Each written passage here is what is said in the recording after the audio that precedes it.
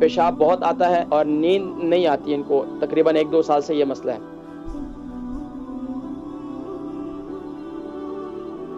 Collar, अस्सलाम वालेकुम व रहमतुल्लाहि व बरकातहू। अस्सलाम वालेकुम।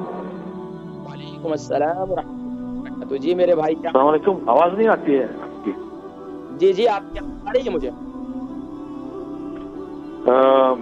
मेरी बीवी की उम्र 50 साल है, वजन 46 साल है।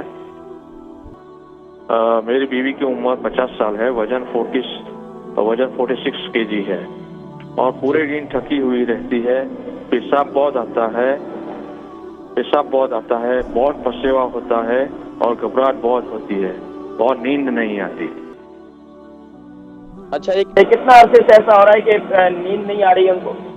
बहुत साल, 1-2 साल से चल रहा है ऐसा। कितना अरसे से हो रहा है? 1-2 साल से हो रहा है ऐसा।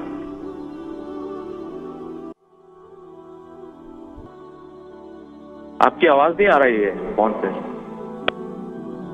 पे आपकी आवाज नहीं आ रही है। 1-2 साल से ऐसा चल रहा है। अच्छा, 1-2 साल से। अच्छा, ये बताएं कि नहीं आ रही है हकीम साहब। अच्छा, इनके एक तो ये पेशाब बहुत आता है, नींद नहीं आती है, इसके अलावा क्या बताया आपने?